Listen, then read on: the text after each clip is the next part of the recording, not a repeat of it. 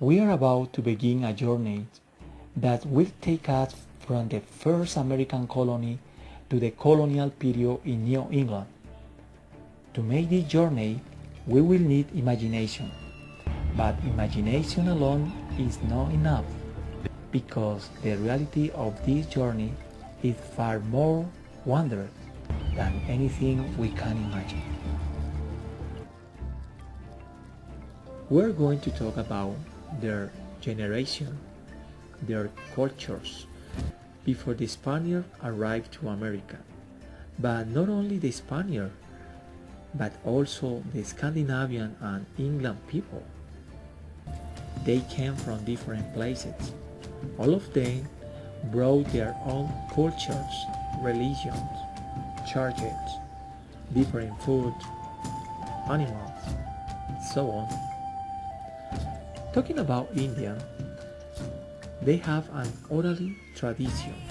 They always transmit their myths, legends, tales, and lyrics orally, because they didn't know how to write. Their system of government was orally too. In that epoch, there were more than 500 indigenous tribes before the first Europeans arrived. The literature was the first way to transmit different kinds of events of this new world. The white people believed they were superior than the Indian, and that nation was established in that place for different purposes. One of them to bring a new religion. In these periods of the literatures of exploration, we learned that the earliest explorers of America were not English, but they were the Scandinavian. That event happened in the first decade of the 11th century. Catholicism and Protestant religion were brought by the Europeans and England people to the New World. The cause for indigenous people in America was terrible. They maintained their own religions, worshipping gods, animals, plants, and sacred persons.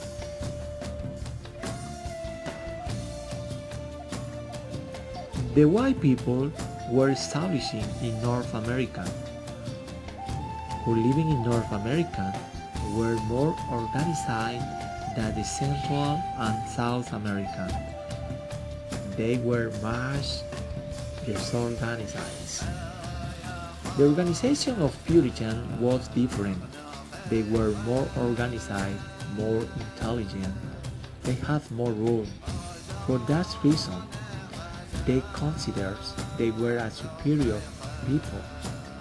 They were also very educated and very intellectual. They were set up in the northeastern of the United States.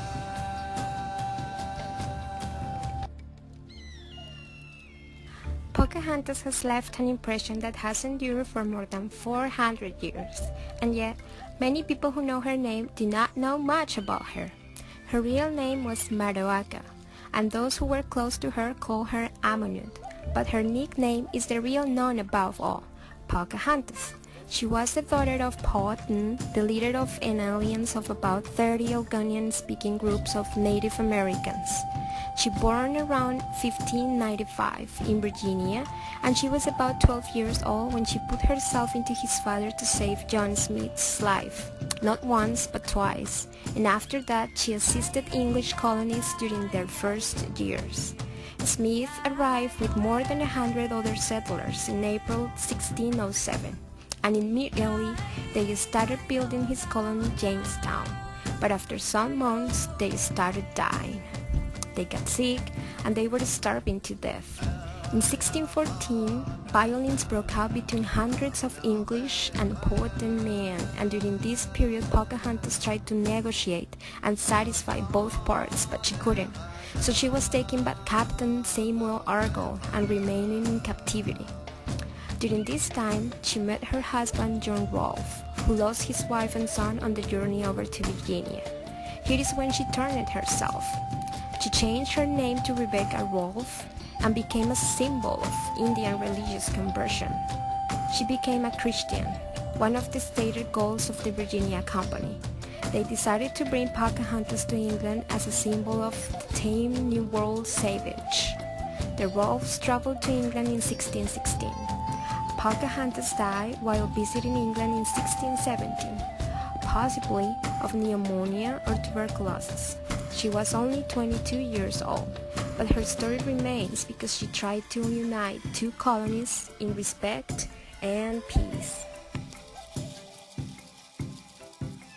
John Winthrop was a Puritan lawyer and one of the major leaders, known as a very religious man who helped found the colony at Massachusetts Bay in 1630. He served as the first governor in place for 12 years. He left a legacy before even arriving in America. He gave a sermon called A Model of Christian Charity, which laid out plans for how the Puritans would live and conduct their faith once they arrived in America. He believed that settling in these colonies was a special pact between God and the Puritans, which would allow God idea society to flourish and the New World. He also believed he was destined by God to make a religious utopia in the New World. In order for the colony to be successful, they thought that there needed to be both political unity and religious conformity. Roger Williams believed people should have religious freedom and should be able to practice whatever religion they choose. The Puritans, who were the majority at the time, were not accepting this and strongly disagreed with him, so he was banished from the Massachusetts Bayhead. He took his money and his beliefs and headed south to Rhode Island. In 1636, Roger Williams bought land from the Narragansett Indians and set up the first white settlement called Providence Plantations. He wanted this colony to be filled with people who were also looking to find religious freedom, and that's how Providence Plantations became home to the First Baptist Church in America. All these three influenced American early history through their writing and political work.